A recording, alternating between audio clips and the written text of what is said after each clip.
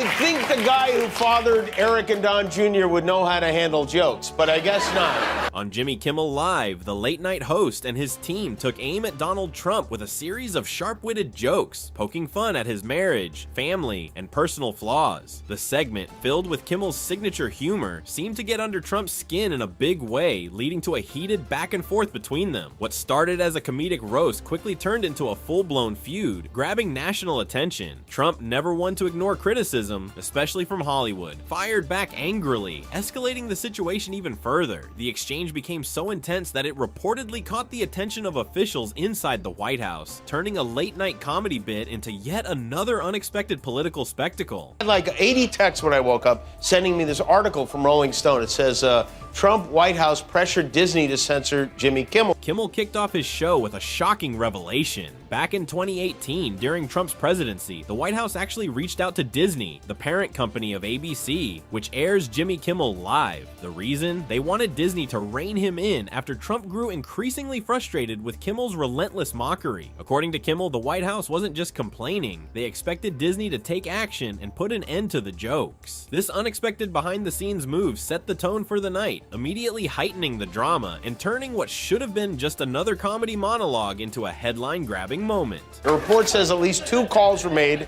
from the Trump White House to, quote, convey the president's anger regarding Kimmel's monologues and jabs. In other words, President Karen demanded to speak to my manager. Kimmel, never one to back down, immediately turned the situation into comedy gold, mocking Trump's childish behavior of demanding to speak to the manager whenever something didn't go his way. He pointed out the absurdity of a sitting president using government resources to silence a late-night comedian simply because he couldn't handle being the butt of a few jokes. This wasn't just about one incident, it was a pattern. Kimmel used the moment to highlight Trump's long history of being hypersensitive to even the smallest criticisms, showing how easily he could be rattled by something as harmless as a monologue. Bringing things to the present, Kimmel noted that not much has changed. Reports suggest that Trump, now back in the White House, is once again ranting about late-night hosts, frequently complaining about comedians like Stephen Colbert, Saturday Night Live, and of course Kimmel himself. It seems that even with all the responsibilities of the presidency, Trump's obsession with late-night comedy remains as strong as ever. He's a blowhard and a snowflake. He's a blowflake is what he is. He should change the hats to say, make America whine again, Mawa. Kimmel took his jabs a step further, even sarcastically suggesting that late-night comedians' jokes should be classified as official campaign donations to the Democratic Party. The implication was clear. Trump doesn't just see humor as harmless entertainment, he sees it as a direct political threat. The overarching theme of the show was that Trump fears comedy not because it's offensive, but because it exposes him. Instead of brushing off jokes like most politicians, he treats them as attacks on his power. Kimmel didn't stop there. He also took aim at Trump's personal life, cracking jokes about his marriage, private affairs, and rumored secrets. No topic was off limits, and as always, the more Trump fumed, the funnier it got. Melania sleep in separate bedrooms. She was laughing too hard at my monologue at night. Kimmel didn't just stick to politics, he dove into Trump's personal life, focusing particularly on his marriage to Melania. One of the more eye-catching claims was the long-rumored idea that the couple sleeps in separate bedrooms. With his signature humor, Kimmel took the joke further, suggesting that Melania refuses to share a bed with Trump because his snoring is unbearable, describing it as a mix between a freight train, a chainsaw, and a bagpipe. The audience burst into laughter at the thought of Melania trying to sleep through the chaos of Trump's nighttime noise. Kimmel didn't stop there. He added another layer to the joke, suggesting that Melania actively drowns out the sound by wearing noise-canceling headphones just to get some rest. While clearly meant to be funny, these jokes played into a widespread perception that their relationship is strained, a stark contrast to the polished image they project in public. But beyond the humor, Kimmel used the segment to highlight Trump's well-documented sensitivity to jokes. He painted an image of Trump sitting at Mar-a-Lago, face red with anger, furiously watching the show unfold. To emphasize just how much Trump despises being mocked, Kimmel reminded viewers of his past overreactions to comedy, such as his infamous attempt to sue comedian Bill Maher over a joke comparing him to an orangutan. The message was clear. Trump doesn't just dislike jokes, he sees them as personal attacks. And if history is any indication, he won't be laughing about this one anytime soon. Santa Claus got up bright and early to post 165 venomous words about yours truly. And stupid Jimmy Kimmel. We're off to a good start. Kimmel seems to have accomplished exactly what he set out to do: get under Trump's skin. According to the show, instead of relaxing with his family, Trump spent part of his day off furiously typing out a 165-word rant about Kimmel online. Kimmel couldn't have been more pleased with the reaction. He pointed out that, as expected, Trump immediately fell back on his usual tactics, resorting to insults, childish name-calling, and accusations of fake news the moment he faced criticism. With Trump unable to ignore the jokes, Kimmel got the last laugh, proving once again that nothing bothers Trump more than being made fun of. Of Kimmel and perhaps replace him with another washed up but cheap ABC talent, George Slopanopoulos. He would make everybody on stage look bigger, stronger, and more glamorous. Blah, blah, blah. Trump has frequently lashed out at Kimmel on social media, repeatedly calling him not funny, dismissing his strong ratings, and accusing him of being politically biased. But Kimmel was quick to set the record straight. Not only were Trump's claims about his ratings false, but his show had actually gained viewers. Throughout the episode, Kimmel mocked Trump's predictable reactions, joking that as the show aired, Trump was probably furiously typing angry tweets, shouting at the TV, and pacing around Mar-a-Lago. The joke, of course, was that a former president was so fixated on a late-night comedian while far more important issues existed. But things got even stranger when Trump made a vague, almost theatrical threat, suggesting that he might reveal secrets about Kimmel. Rather than instilling fear, this immediately became comedy gold. The internet erupted with jokes, with people speculating about what exactly Trump thought he knew and whether it would be anything more than his usual empty bluster. In the end, Kimmel's entire point was proven. Trump, despite all his power, simply cannot take a joke. His thin skin and lack of humor were on full display, and his bizarre attempt to expose Kimmel only made things funnier. Take your time. Then after the medical emergency happened in his head, there was some kind of medical emergency in the room. Kimmel then brought up another bizarre quirk about Trump, his alleged fear of stairs. Over the years, videos have circulated online showing Trump moving cautiously down ramps and staircases, often gripping railings tightly or taking slow, careful steps. This has led to widespread speculation. Is he unsteady, overly cautious, or just secretly terrified of falling? Kimmel took this minor observation and ran with it, joking that Trump actively avoids stairs whenever possible. He painted a hilarious imaginary scene in which Trump, one hand gripping a railing for dear life, furiously typed on his phone with the other, probably to insist that he has the best balance and can walk downstairs perfectly fine. This segment was a perfect example of Kimmel's ability to take the smallest detail and exaggerate it into a full-blown personality flaw. What started as a minor observation became a full comedic bit, making the entire discussion even more ridiculous. Now, before we continue with this story, I should be honored that the former president of the United States took time out of his busy schedule Googling Ivanka in bikini to rant about me, but he must not get how much I love this. It doesn't even add up. Despite the show's lighthearted and comedic tone, there was also a serious undertone to Kimmel's segment. It wasn't just about Trump being thin-skinned, it was about how he seemed to want revenge on late-night comedians for making fun of him.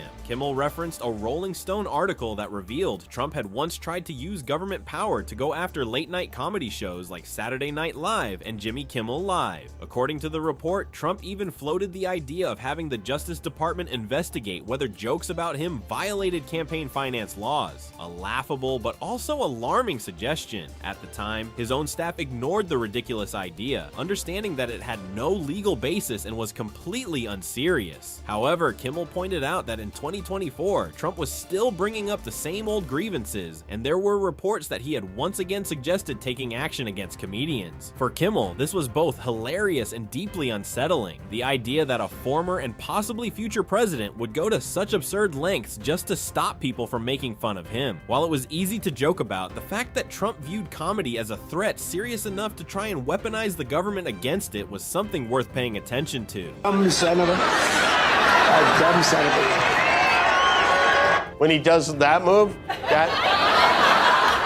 that's when he's farting. Just keep that in mind. As the show wrapped up, Kimmel took a moment to reflect on his long-running feud with Trump. He pointed out an ironic truth. Despite Trump's efforts to project strength and dominance, he often comes across as deeply insecure and desperate for validation. Kimmel's jokes weren't just about Trump's appearance or personal quirks. They highlighted a much bigger issue: Trump's obsession with his own image over actual leadership. Instead of focusing on real policy matters, Trump seemed to spend an alarming amount of time attacking attacking comedians, proving once again that he struggles to handle even the mildest criticism. As the episode closed, Kimmel left viewers with an important message. In the face of figures like Trump, laughter is one of the best tools people have. No matter how many lawsuit threats, angry social media posts, or press conference rants Trump throws at comedians, humor will always win. This episode was just another chapter in the ongoing battle between Jimmy Kimmel Live and Trump, a battle in which, no matter how many tweets Trump fires off, Kimmel always seems to have the last laugh. You were on the ticket with him last time around. Well, Martha, I appreciate the question. This episode of Jimmy Kimmel Live went far beyond simple mockery of Trump. It was a well-crafted takedown of his deep insecurities and obsession with controlling his public image. Kimmel didn't just poke fun at Trump's mannerisms or quirks. He exposed a larger pattern: Trump's constant need for validation and his inability to tolerate criticism. Throughout the show, Kimmel painted a picture of a man who simply cannot take a joke, someone who sees every joke at his expense as a personal attack. From rumored personal struggles to his humorless and defensive nature, Kimmel highlighted the ways in which Trump's ego drives his actions, often at the expense of more important issues. In the end, the episode was as revealing as it was entertaining, offering viewers not just laughs, but also a deeper look at how Trump views himself and the world around him. The matter is that people who support Trump and the MAGA agenda are under the impression that America was founded on the idea of excluding those who do not share your beliefs, which is the opposite. No matter how angry Trump gets at late-night hosts like Kimmel, one thing is certain: comedians aren't going anywhere. As long as Trump keeps providing endless material, Kimmel and others will keep the jokes coming. This ongoing feud highlights an important truth: the best way to deal with someone like Trump isn't fear, it's laughter. The more he rages against comedy, the more obvious it becomes that he just can't take the joke. What do you think about Jimmy Kimmel taking shots at the Trump family again? Drop your thoughts in the comments, and don't forget to like and subscribe. I hate bullies, thugs who use their strength to push other people around. They think they can achieve power and hang on to it by intimidating others. Sadly, sometimes it works, but most of the time it doesn't. And now we have Trump. He's all that, about intimidation, retribution. He's going to prosecute. He's going to send you to jail for having an abortion. He's going to take your Medicare and Social Security away. He's going to deport you. He's going to send the military after you if you defy him. You know who this shit works on? The MAGA politicians who are afraid of losing their power. They're so afraid of him, he's got them kissing his ass. And now they're trying to intimidate us. We will not allow that, not even for a minute, not even for a second. We need to show them our power and vote them all out, every one of them. The way to take down a bully is to look him straight in the eye. Robert De Niro made such a bold and striking statement that even Melania Trump, who is typically known for her composed and reserved demeanor, might have shown a rare reaction. It remains uncertain whether he disclosed confidential details about Mar-a-Lago or simply voiced an opinion that many people already share. However, one thing is almost guaranteed: Donald Trump is unlikely to take this lightly. His response will probably be swift and filled with outrage, as he has never been one to ignore public criticism, especially from high-profile figures like De Niro. Meanwhile, Fox News is closely monitoring the situation, prepared to analyze and react to the unfolding drama. As for Melania, she may still be processing exactly what was said, either in shock or indifference, as the latest controversy surrounding her husband plays out. I mean, he's so blatantly stupid. He's a punk, he's a dog, he's a pig, he's a con, a bullshit artist, a mutt who doesn't know what he's talking about, doesn't do his homework, doesn't care, thinks he's gaming society, doesn't pay his taxes. He's an idiot. Colin Powell said it best. He's a national disaster. He's an embarrassment to this country. It makes me so angry that this country has gotten to this point, that this fool, this bozo, has wound up where he has. He talks how he wants to punch people in the face.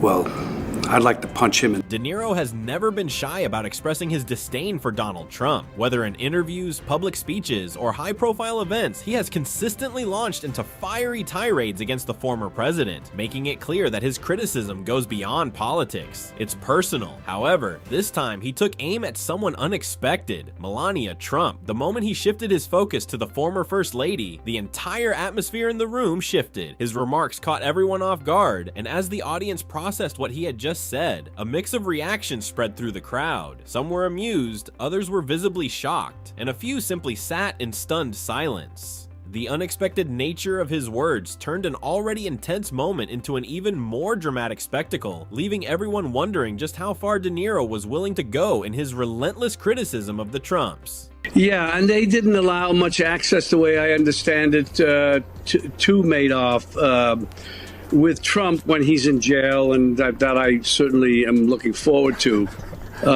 When he's in jail, if they give him a platform there, he'll never keep his mouth shut. Madoff, for some reason, they stopped. They didn't. I know that people who interviewed him had very limited access to him. But with Trump, it will be. He's another form of.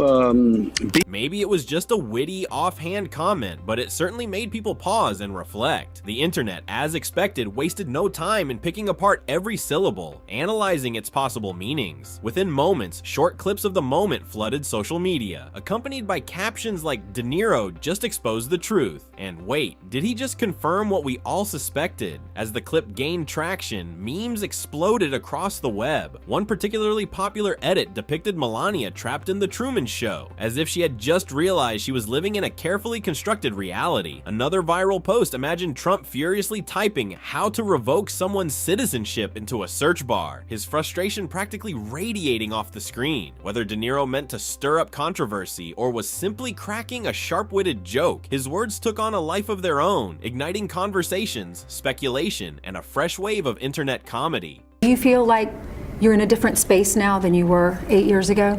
I feel I was always me the first time as well. I just feel that people didn't accept me, maybe. They didn't understand me the way maybe they do now. She has been stepping out a little bit more publicly in recent months after really being a non-presence during the campaign. She released that memoir, there's that documentary forthcoming, and this morning talking a little bit more on Fox about how she views the role as First Lady. She also talked about how she sometimes might disagree with Donald Trump. Maybe some people, they see me as just a wife of the president, but I'm standing on my own 2 feet, independent. I have my own thoughts. I have my own yes and no. I don't always agree what my husband is saying or doing, and that's okay. Are you able to tell him when you disagree? I gave him my advice, and sometimes he listens. Sometimes he doesn't, and that's okay. Some saw De Niro's remark as nothing more than a lighthearted joke meant to keep the mood lively and entertain the crowd, but others weren't so sure. To them, his words carried a deeper meaning, perhaps even exposing a truth that had been hiding in plain sight for years. Was Melania simply caught in the chaos of Trump's world, playing the role of the reserved First Lady while navigating the turbulence around her? Or was there something more to her story, something the public had only speculated about until now? Whether intentional or not, De Niro's comment ignited a fresh wave of curiosity. It sparked a new discussion, one that left people questioning, speculating, and debating long after the moment had passed. No one had expected such a reaction, but the fact that it took off so quickly proved just how much intrigue still surrounded the former First Lady and her place in the Trump saga. Robert De Niro had the audacity to compare a Trump presidency to Nazi Germany. And I think The audience's real-time reaction, a blend of laughter, shock, and disbelief, made it clear that this Trump joke wasn't just another passing quip. It struck a different chord. As the camera panned across the room, guests exchanged knowing glances and stifled chuckles, caught between amusement and astonishment. Even those who typically kept their composure, seasoned politicians and high-profile figures, seemed to wrestle with the moment, their expressions betraying a thought they likely wouldn't say out loud. I probably shouldn't laugh, but this is actually hilarious. The unexpectedness of the remark only added to its impact. It wasn't just a routine joke, it was the kind that caught people off guard, leaving them unsure whether to laugh openly or pretend they weren't amused. But in that brief moment, as the ripple of reaction spread through the room, it was clear that De Niro had managed to break through even the most serious faces with his razor-sharp humor. Attempt to end my husband's life was a horrible, distressing experience. Now, the silence around it feels heavy. I can't help but wonder, why didn't law enforcement officials arrest the shooter before the speech? There is definitely more to this story. and we need to uncover. The internet erupted into a heated debate. Some argued that De Niro had crossed a line, taking his criticism too far, while others insisted that anyone associated with Trump was fair game. One user pointed out that Trump, a master of public insults himself, shouldn't be surprised when the same treatment is thrown back at him. Another suggested that De Niro had merely put into words what Melania had been subtly hinting at for years. It quickly became clear that this wasn't just another routine jab at Trump. Whether De Niro meant to or not, he had shifted the spotlight onto Melania, dragging her into the center of an unexpected political firestorm. Now, people were left wondering, would she respond? Would Trump come to her defense? Or would they both choose to stay silent and let the controversy blow over? Of course, many expected Trump to react the way he usually does, with an angry all-caps rant on social media, railing against fake Hollywood elites and condemning the unfair attacks on his wife. The world was watching closely, waiting to see if this latest clash would spark an even bigger spectacle. Worried about your husband's safety in the next 29 days? Of course I do. Yes, I do. I think, when they call him, he's a threat to democracy, let's ask ourselves, who is really a threat to democracy?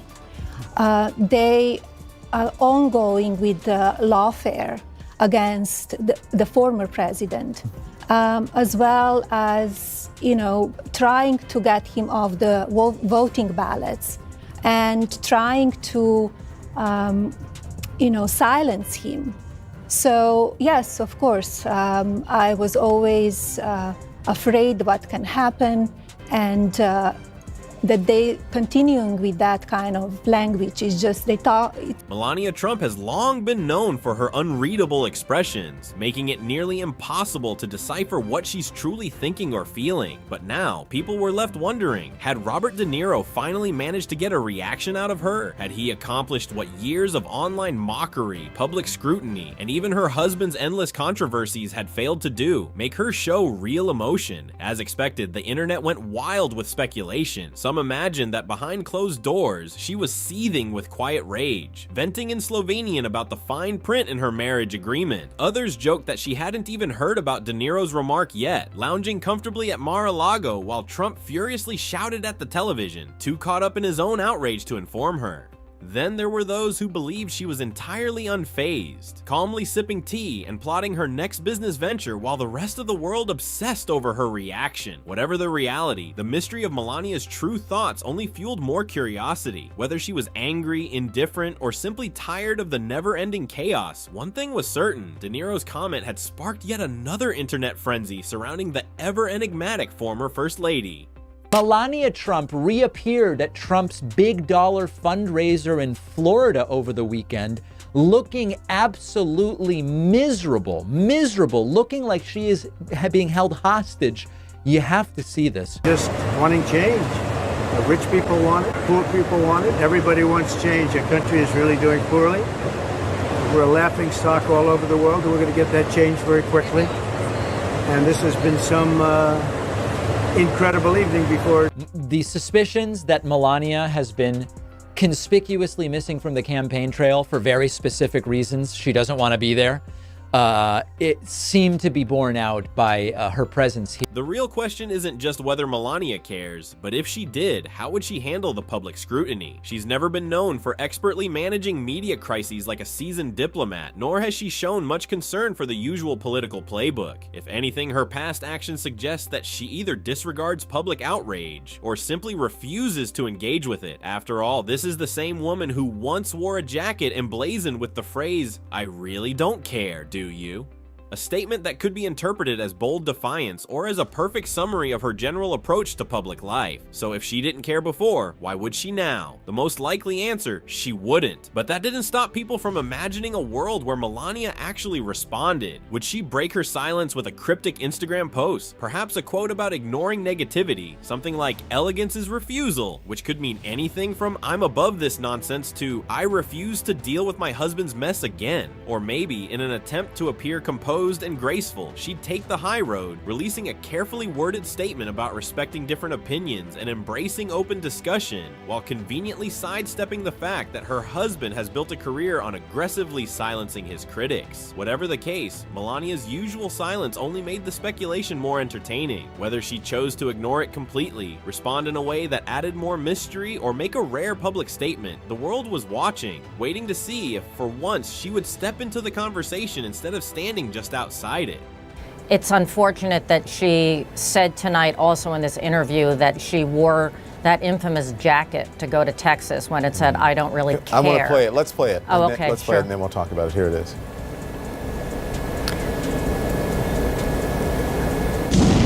I wore the jacket to go on the plane and off the plane, and it was for the people and for the left-wing media who are criticizing me, and I want to show them that I don't care.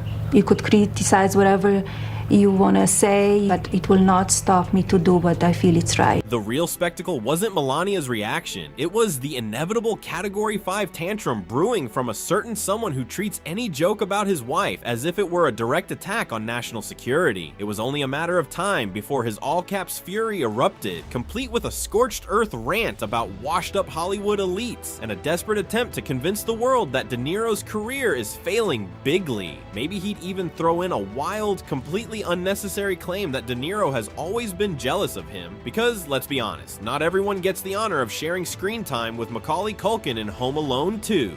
Meanwhile, Melania, she'd likely scroll past the chaos, shrug, and go back to her usual routine of expertly ignoring everything. If there's one thing she's mastered over the years, it's letting the world scream and spiral around her while she remains as unreadable as ever. We have a protest of Robert De Niro yesterday as a fool. He's a broken down fool standing out there. He got maggot. He got maggot yesterday. Right on cue, Trump erupted like a bomb, unleashing an all-caps tirade filled with exclamation points and grievances. Predictably, he declared that Hollywood was a corrupt left-wing cesspool full of radicals plotting against him. No surprises there. He called De Niro's words disgusting, the media fake, and insisted that the entire entertainment industry was just jealous of his success. Trump has never handled criticism well, especially when it comes from celebrities. He loves being famous, and has even claimed that Home Alone 2 is the greatest Christmas movie of all time. Coincidentally, the one that features his brief cameo. But when the spotlight isn't flattering, he simply cannot stand it. The irony of it all, Trump, who constantly mocks others, doesn't seem to recognize the humor in the situation, or in himself. Instead of laughing it off, he launched into his usual angry monologue, reassuring his followers that Hollywood was dying. Even though the box office was thriving, he also called De Niro a washed-up failure, despite the fact that the actor continues to win major awards. And of course, because no Trump meltdown is complete without it, he threw in the classic "I might sue" threat. Over what? Who knows? But at this point, it was just another predictable piece of the Trump outrage machine at work. Well, you and I have something in common.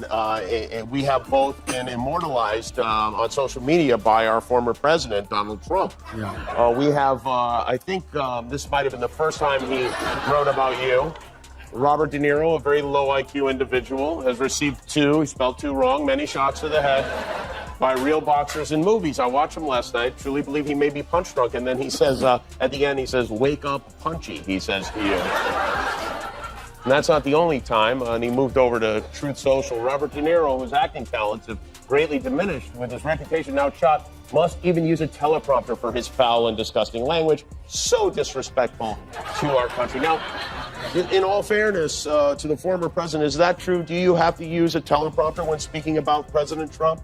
Or are you able to just kind of riff on your thoughts on him?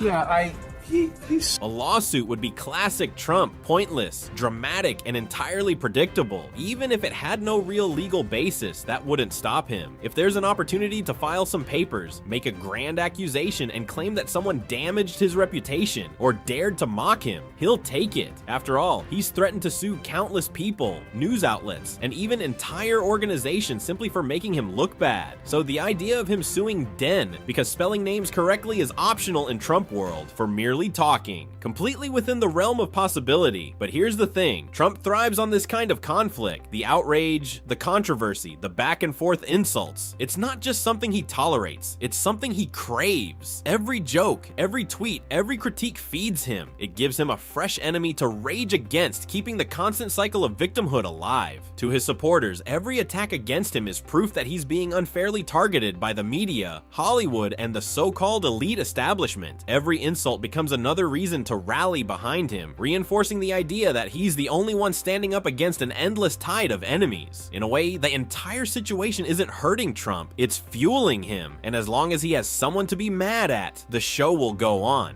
House managers spoke about rhetoric, about a constant drumbeat of heated language. Well, as I'm sure everyone watching expected, we need to show you some of their own words.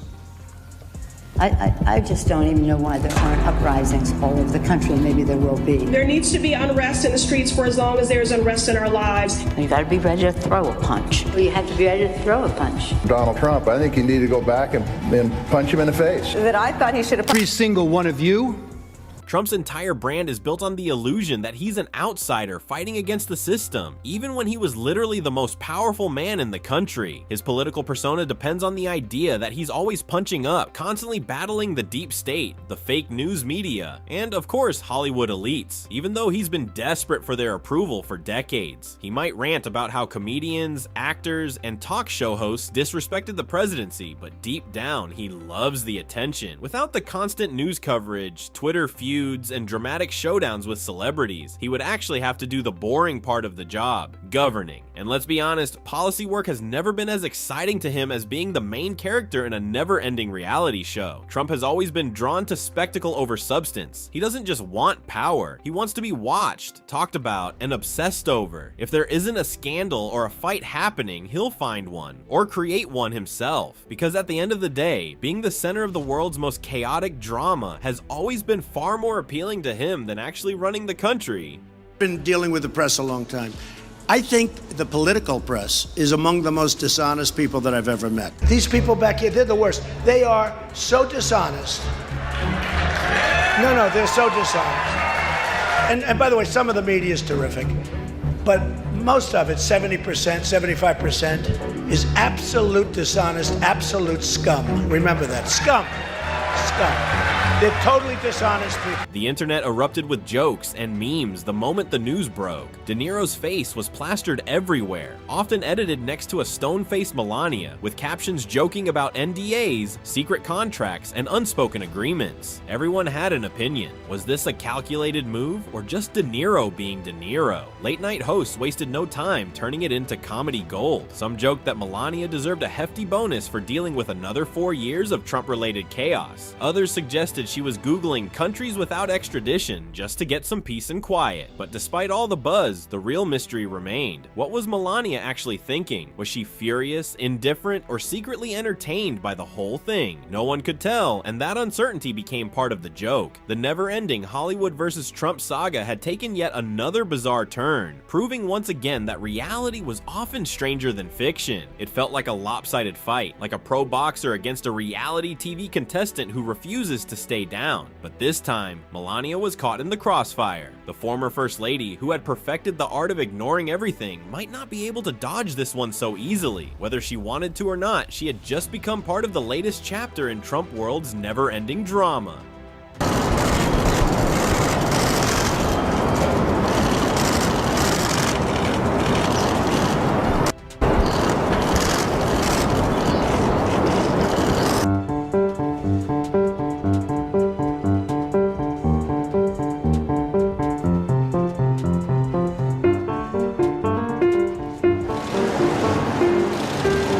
That God will bless you, your family, that God will bless. For years, Melania's silence has been her best defense. She has mastered the art of standing still, perfectly composed beside her very loud husband, avoiding the chaos that constantly surrounds him. But now, comedians have turned their jokes toward her, and her usual unreadable expression might not be enough to deflect the attention. People are speculating. Does she secretly support Trump's antics? Is she quietly planning her exit? Or is she simply tuning everything out, waiting for reality to reset? Meanwhile, Trump being furious over a celebrity joke is just another day ending, and why? He has argued with Hollywood, athletes, department stores, and even weather maps. So it wouldn't be surprising if he soon holds a press conference declaring comedians to be enemies of the people, all while pointing at a bizarre chart that makes no sense. But no matter how red-faced and ranting he gets, the comedians won't stop. Hollywood will keep making fun of him just as it has for years. The only real question is whether they'll keep pushing the joke further or sit back and enjoy the spectacle of Trump losing his mind over it. As for De Niro, he has already won Oscars, cemented his legacy, and doesn't need Twitter's approval. But let's be honest, he probably enjoys seeing the reactions. Melania, on the other hand, remains in her usual state of detached indifference, as if she's telling herself she'll deal with it later. Or never. Trump has a few options now. He could unleash a nuclear-level social media meltdown so intense that it crashes his own Truth Social platform. Or he might start a completely new feud, perhaps accusing De Niro of being a secret Hollywood agent, or randomly suggesting that George Clooney rigged the Oscars. Whatever happens next, one thing is certain: the drama isn't over, not by a long shot. Tonight is a special night at the White House. It's Donald and Melania's 20th wedding anniversary. 20 years is a long time, especially for Melania. This morning, Trump paid tribute to his longest-serving wife by reposting this AI image of himself with a lion. Trump losing his cool. After Jimmy Kimmel made a joke about Trump's marriage on his show, Trump didn't take it well at all. The remarks seemed to hit a nerve, and now he's fuming. The big question is, will he let it slide or unleash one of his signature social media rants? And who knows, maybe Melania will step in and tell him to cool it. Either way, this is going to be interesting to watch unfold. Posting about his anniversary, which reminded him, oh, it's my anniversary, so he then reposted this sweet photo of Melania literally pushing him away from her. Kimmel is a seasoned pro in the world of late-night TV, and he knows exactly how to stir up a media frenzy, especially when Trump is the target. As he stepped onto the stage with a knowing smile, the audience could feel the anticipation building. They weren't just expecting a joke, they knew something big was about to drop. The president kept the crowd very warm at CPAC over the weekend. CPAC, if you're not familiar, is basically what would happen if Judge Jeanine Pirro headlined the Fire Festival. It's a lot of very angry white people. It is the largest gathering of people who believe vaccines are witchcraft in the world. And for 2 hours and 2 minutes, Donald Trump gave what I believe we may look back on as his I Have a Dream speech. This was his longest speech since taking office. He went on and on. You could have left this speech, watched 2 episodes of Game of Thrones, come back, and he would still have been going. And to kick things off, Trump went to one of his signature moves to start it. And I know there's a lot of competition, but this, I think, this might be the dumbest thing he does.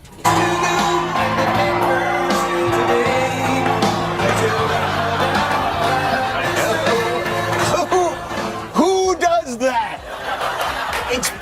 Donald Trump shows more affection to flags than Eric and Don Jr. have ever gotten in their whole lives. He started off easy, tossing out playful jabs and lighthearted teasing, just enough to draw everyone in without ruffling too many feathers. This was classic Kimmel, a warm-up to keep the audience engaged and laughing. But there was an unspoken understanding in the room. Something bigger was on the way. Then, with impeccable timing and precision, he dropped the punchline like a perfectly executed knockout blow. Ever been a worse host than Jimmy Kimmel at the Oscars? His opening was that of a less than average person trying too hard to be something which he is not and never can be. Blah, blah, blah, make America great again. Thank you for watching. I'm surprised you're still watching. Isn't it past your jail time? In every audience, there's always that tiny group of people who seem to have forgotten they're at a comedy show, while everyone around them is doubled over, wiping away tears, clapping and gasping for air. They sit frozen, stone-faced and motionless, like laughing might land them on some kind of government watch list. According to reports from multiple news outlets, his former sister-in-law alleges that Hegseth's wife was terrified he would abuse her to the point where she and her sister had a code to text each other if her husband became violent, and she feared for her safety. This is where things get really interesting. Kimmel doesn't just drop a joke and move on. He leans into it, pushing it further, making it even funnier or more outrageous, depending on your perspective. He picks the joke apart, stretching every angle, milking the moment until some audience members are practically in tears from laughing. And of course, whenever a comedian takes a jab at Trump, the cameras start start scanning the room, hunting for priceless audience reactions. Stuff up about him, I'd start telling people he wears diapers. I would explain that it's a long trial. He drinks a lot of Diet Cokes to stay awake. He's getting up there in years, and it's perfectly normal for a man of Trump's age and carriage to wear absorbent undergarments to stop the leaks. So, I mean, if I was making stuff up, that I would point out that the reason he stands like this and golfs like this and plays tennis like this is because he has a full diaper strapped around his little mushroom garden. Okay. The cameras scanned the crowd, hunting for reactions destined to go viral. Someone laughing just a little too hard, someone awkwardly pretending they didn't laugh, or someone nervously checking their phone, dreading a text from their Republican uncle. It's all part of the spectacle. Meanwhile, somewhere in a dimly lit room, Trump might already be watching, Diet Coke in hand. Maybe he just flipped the channel, only to catch Kimmel delivering the very joke that would ruin his night. Or maybe an aide rushed in to warn him that Twitter or Truth Social was about to explode. Either way, Kimmel had done his job, ensuring Trump would spend the next day crafting the perfect angry response. Jimmy Fallon asks me if he could do one thing. Could he play with my hair? Could I mess your hair up? I want to see if it's real. So he didn't just play. He puts his hand in my hair, and the audience went wild, and they loved it. 6 months later, he stood up, and he said, "I'd like to apologize for doing that." He lost his whole audience. Would it be an all-caps meltdown, a furious typo-filled rant about fake news and failing late-night shows? Or maybe a brand new conspiracy, Jimmy Kimmel as part of a secret deep state plot to take him down?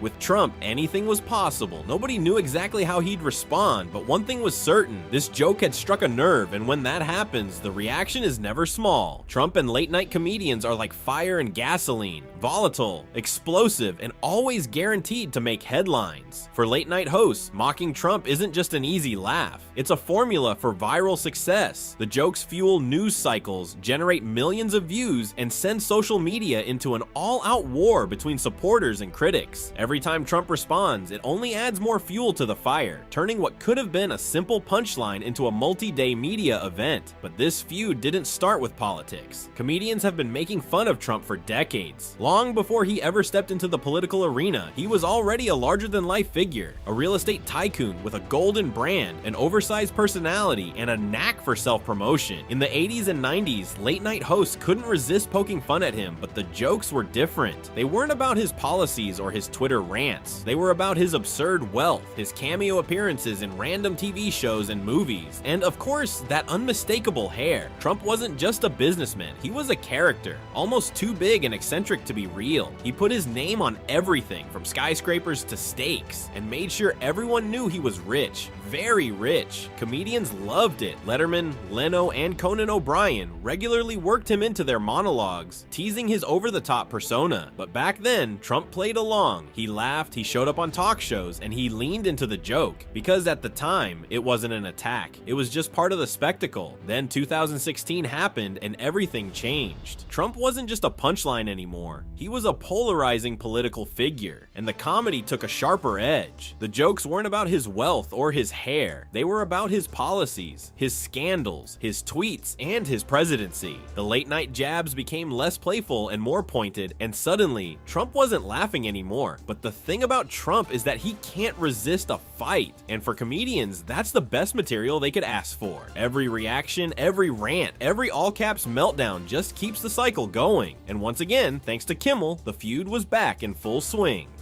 Usually when Donald Trump gets a spanking like this from a woman, it's with a Forbes magazine.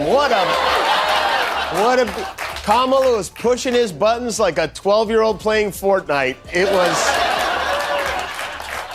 This was a much better debate than the last debate. This is like the Lion King when Simba came back to avenge Mufasa. Trump's advisors, before the debate, they urged him to be happy Trump instead of mean bully Trump, and to please focus on the issues. Of course, he didn't listen to any of that at all.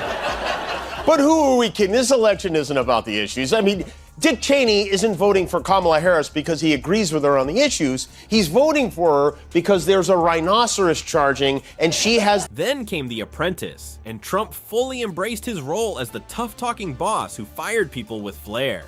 Late-night comedians had a field day. Conan O'Brien, David Letterman, and Jay Leno turned his catchphrase into a punchline and poked fun at his obsession with plastering his name on everything he touched. But back then, Trump played along. He loved the attention, appearing on these shows and laughing right alongside the hosts as they mocked him, because in the end, it only boosted his brand. Then 2016 changed everything. Trump wasn't just a reality TV star anymore. He was a serious political figure, and late-night comedy took a sharp turn. The jokes weren't just about a flashy billionaire with an over-the-top persona. They became part of a bigger battle. Stephen Colbert, already a master of satire from the Colbert Report, turned his focus entirely toward Trump.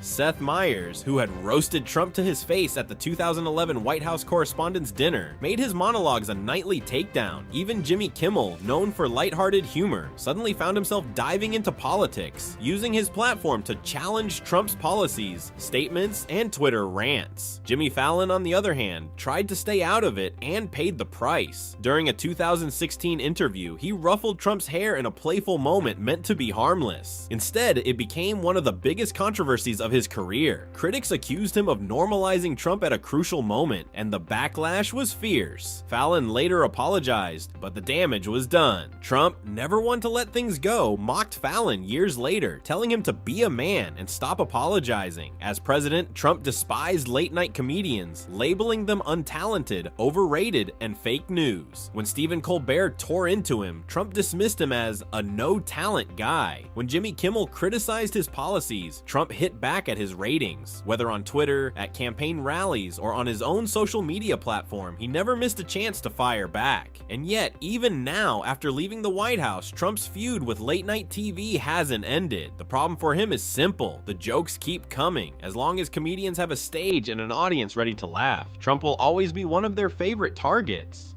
Fallon asks me if he could do one thing. Could he play with my hair? Can I mess your hair up? I want to see if it's real.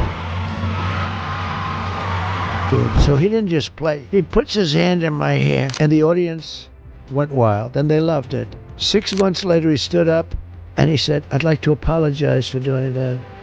He lost his whole audience when he did that. The relationship between Trump and Melania has been an internet mystery for years, right up there with the secrets of Area 51 or the identity of Nickelback's biggest fan. Their marriage often looks more like a business arrangement than a love story, with little to no public affection. And late-night hosts, especially Jimmy Kimmel, never miss a chance to highlight the awkward moments. Kimmel's latest joke hit the mark perfectly, tapping into something people have been speculating about for ages. The audience's reaction said it all. It just felt true. For years, the internet has treated the Trump's marriage like a never-ending detective game, analyzing every handshake, every glance, and every forced smile as if cracking the code would reveal something world-changing. Speaking of prisoners, this should be an interesting Valentine's Day at the White House. For instance, will Donald Trump get flowers from Vladimir Putin? We don't know. And what about his wife, Melania? Will they spend the night together, or will she remain trapped like Rapunzel at their apartment in New York? Did you know Melania Trump has a new line of greeting cards? They carry these now at CVS. They're interesting, actually. I've not seen any. Happy Valentine's Day. Open out, saving. Remember that unforgettable moment in 2017 when Melania seemed to swat away Donald Trump's hand? They were walking in Israel, cameras rolling, when Trump reached for her hand, and she pulled away, as if avoiding something unpleasant. The clip was only a few seconds long, but it exploded online. Was it a subtle message, a sign of quiet rebellion, or just an innocent reflex? Experts, social media users, and late-night hosts all had their theories. And then there was that moment at Trump's inauguration, the icy stare.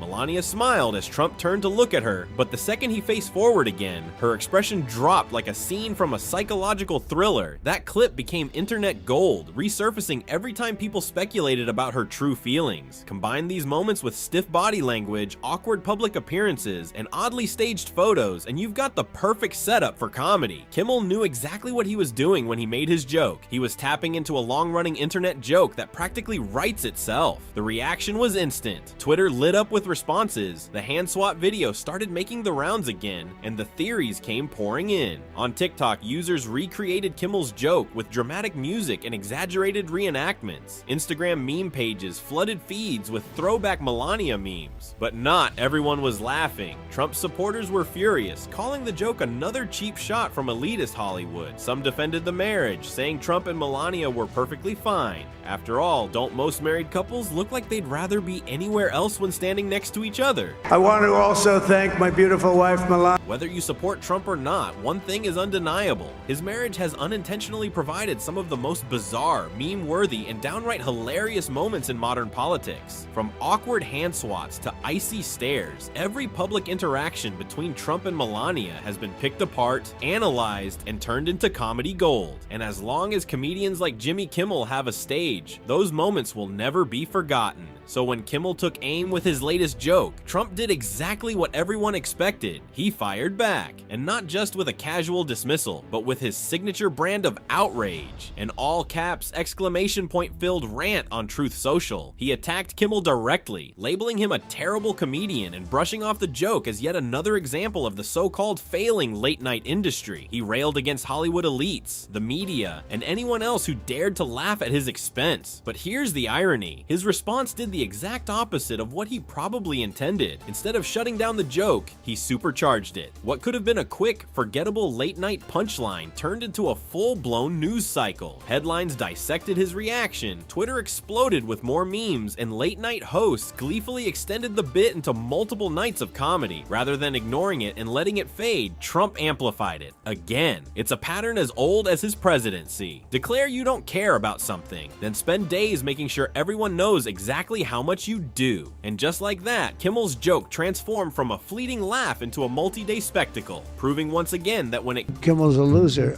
We would do Jimmy Kimmel. I'd do Jimmy Kimmel. I did him a lot. Yeah. He used to greet me on the sidewalk outside of his studio. I'd come in. This was before politics, of course. But I'd come in, and he'd be standing on the sidewalk. Oh, sir, may I bring you in? He'd bring me in every time. And then I ran for politics. I never, got involved with him much. But all they do is talk bad about Trump. That's all. The whole show is talking bad about Trump. He is a ridiculous person. And just like that, the internet did what it does best. Turned the entire fiasco into a full-blown meme factory. Within minutes, Twitter erupted with reactions, firing off jokes at a speed even Trump couldn't match. Before he could type "witch hunt" in all caps, the jokes had already spiraled into something much bigger. TikTok users jumped on the trend, reenacting Kimmel's joke with exaggerated acting, dramatic music, and Oscar-worthy levels of over-the-top emotion. Meanwhile, Instagram meme pages flooded feeds with endless edits, resurfacing old clips of Melania's most famously awkward moments, each one paired with captions that made them even funnier. One of the internet's favorite running jokes made a massive comeback,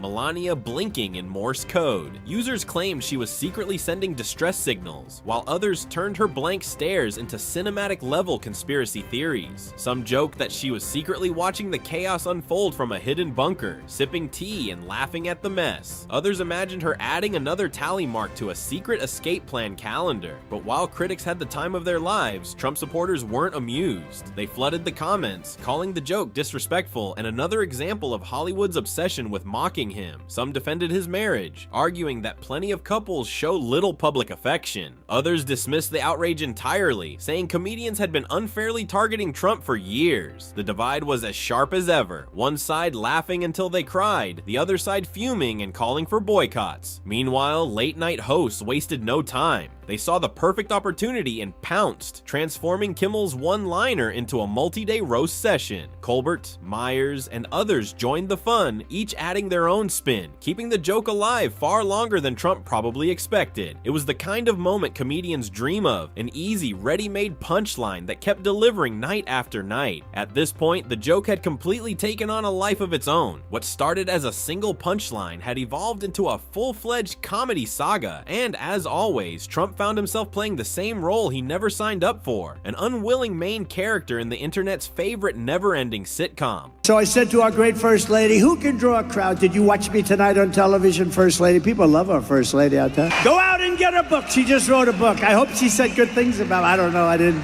So busy. She just wrote a book called Melania. Go out and buy it. It's great. And if she says bad things about me, I'll call you all up and I'll say, don't buy it, get rid of it. Individual freedom is a fundamental principle that I safeguard.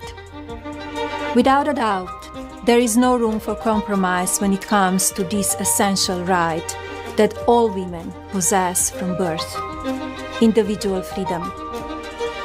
What does my body? When the internet erupted, all eyes turned to Melania, or more accurately, to her total and absolute silence. No statement, no tweet, not even a subtle "we don't care" moment to acknowledge the chaos. As Trump's rage spilled onto social media, Melania's reaction, or lack thereof, became its own mystery. And in true internet fashion, people went into full detective mode, analyzing her past expressions like they were uncovering government secrets. Was she secretly amused, sipping tea in private while watching everything unfold? Or was she just exhausted, rolling her eyes and mentally filing this under things I do not have time for? Maybe she wasn't even paying attention, too busy perfecting the art of looking completely unbothered. Regardless, her silence was louder than any statement she could have made. Meanwhile, Kimmel had a decision to make. He could move on like a mature adult, letting the moment pass quietly. Or more likely, he could do what every comedian dreams of: keep roasting Trump until he turns redder than his own MAGA hat. Spoiler alert, maturity is overrated. And then there's Trump, a man whose grudges could fuel a reality show of their own. Instead of letting the joke fade away, he could turn it into a full-blown campaign talking point, complete with dramatic reenactments, exaggerated hand gestures, and maybe even an onstage impression of Kimmel himself. After all, Trump never wastes an opportunity to turn a late-night jab into a days-long spectacle. Late-night writers could barely contain their excitement. For them, Trump reacting to a joke is like Christmas morning. Pure comedic gold that keeps on giving. And the internet? Well, it was already 10 memes ahead, debating whether this saga would end in a Kimmel stand-up special or a next-level meltdown on Truth Social. One thing is certain, comedy just secured another effortless victory, and Trump once again found himself at the center of a joke he just couldn't ignore.